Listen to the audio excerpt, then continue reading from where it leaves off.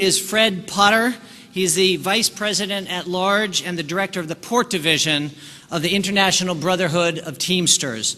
And as you may know, he and his fellow Teamsters have been working to protect job creating expansion projects at ports and ensure that companies can truly compete in this 21st century world.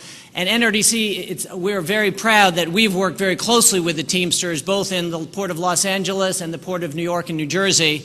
Some say New Jersey, New York, but I always say New York and New Jersey, on some clean truck programs. And they've really been remarkable programs. And I can't tell you how often eyebrows are raised to hear when people hear that NRDC and the Teamsters are working together. It's really just a shining example of what the Blue-Green Alliance can do. So, Fred, it's my pleasure to welcome you and your teammates.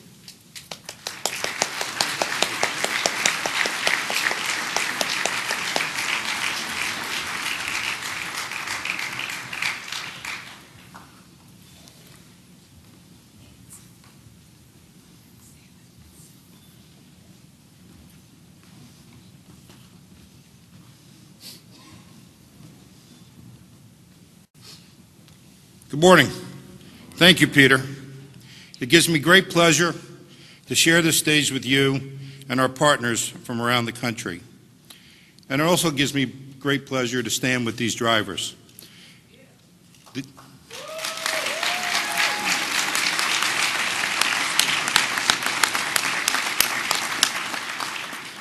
I've had the pleasure to lobby with many of these drivers, to see them in action at port commissioners' meetings, and know that they put their own livelihood at risk when they stand up against the industry that is against them having the rights that they deserve, the rights that should be protected to them under the law.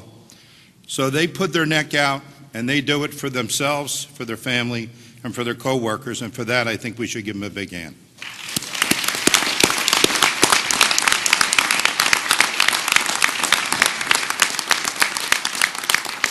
Speaking for all the Teamsters, we are proud of the friendship with the NRDC as we work to challenge an industry that's hell-bent on keeping the status quo. As you said, corporations are reaping record profits at the expense of tens of thousands of drivers trapped in a 21st century version of sharecropping on wheels. While families near the ports are choking on fumes, suffering from cancer, asthma, and heart disease, they continue to reap profits at the expense of the health and the safety of our workers and our community. Then the hired guns in the industry cooked up a scheme to misclassify truck drivers as independent contractors instead of employees. That means workers behind the wheel have to pay all the cost of doing business. They make all the investment in the infrastructure and the equipment, the truck, the fuel, the maintenance, the insurance, you name it. Because there's no regulations, trucking companies just hand these drivers a 1099 instead of a W-2 to cheat them out of everything from health insurance, Social Security, and workman comp, and the basic dignity that many workers enjoy in this country that are taken for granted but not enjoyed by these drivers. Because of these expenses, the hardworking people who keep our economy moving can only earn about $11 an hour. They cannot afford new low-emission trucks. That's why our nation's seaports have earned the notorious reputation of the place where old trucks go to die. And to make matters worse, it's illegal for independent contractors, which they're mislabeled as, to organize a union, engage in collective bargaining for better working conditions. Our coalition has a solution. And we pressed our case to the Port of Los Angeles. And yes, we won. We were victorious. Since October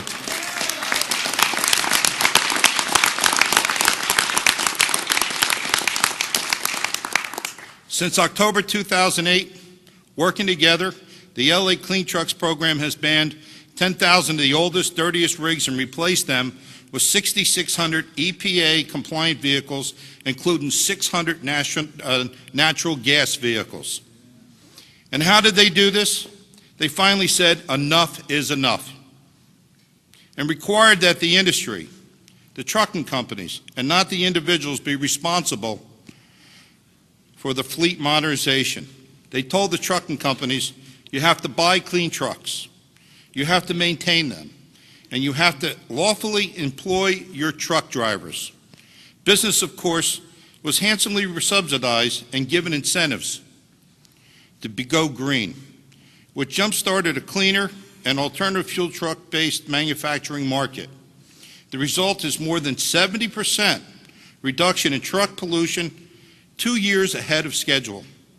The LA Clean Trucks program earned a distinguished environmental awards from the EPA and the Federal Maritime Commission, and the drivers were finally behind the wheels of clean trucks that they did not have to pay for, and had real wages, and had the access to health benefits that them and their families so sorely need. But then they hit a roadblock, a big one, and it's jeopardizing this program. A Virginia-based trucking lobby legally challenged the program by citing a 30-year-old law to stop its full implementation. The American Trucking Association, which only represents a tiny handful of the companies in the Port of Los Angeles, but now their litigation is impending port reform and efforts in New York, Newark, Seattle, and Oakland also. It means the cost of operating and maintaining those new trucks is being pushed on the drivers again.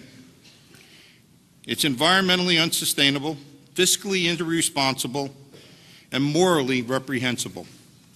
That's why we're going to testify at a hearing on Capitol Hill today. We will shine the light on the abuses found throughout the port trucking system and on the economics and environmental benefits of a 21st century approach, a real solution to having a clean environment for not only the workers but its residents. We will call on Congress to update the Federal Motor Carrier Act to empower America's ports to enact and enforce innovative solutions like the Los Angeles Green Growth Model. We're getting attention.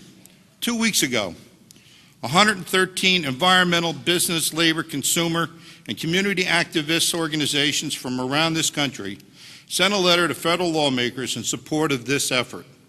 And just last week, Representative Jerry Nadler from New York led another 78 members of Congress to publicly endorse our legislative proposal. At the same time, the Coalition for Clean and Safe Ports is also creating new opportunities to advance a more meaningful and progressive agenda to deliver environmental and economic justice for all. Last year, the General President of our Teamsters Union, James Hoffett, told this conference that our union would no longer support drilling in the Arctic National Wild Refuge.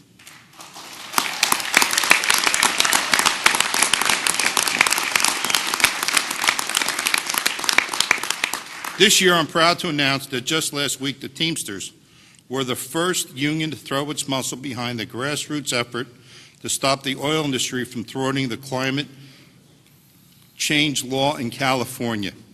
And we're proud of that.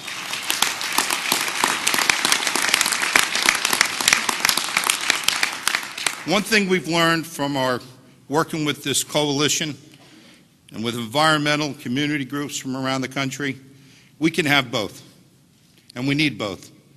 Good jobs are clean jobs, and we believe that. Across our industries, we strongly support making the distribution, production, and disposal of goods, food and services from suppliers to customers more sustainable. We understand that reduced carbon emissions and conserving energy benefits the health and safety of workers and also the environment and communities at large. We all thank you for our partnership, and all of those who share our belief that there's no sustainability unless there's respect for communities, workers have their freedom to join a union. Now it's a great honor for me to introduce Porfirio Diaz, a port driver from Oakland, who has been a leader in Oakland. I have seen him lobby. He works tirelessly, goes door to door, and does that everything that he can, not only for himself, not only for his family, but for his co-workers. He's made the sacrifice. He's made the sacrifice in a fight for good jobs and clean air in our nation's ports. Thank you.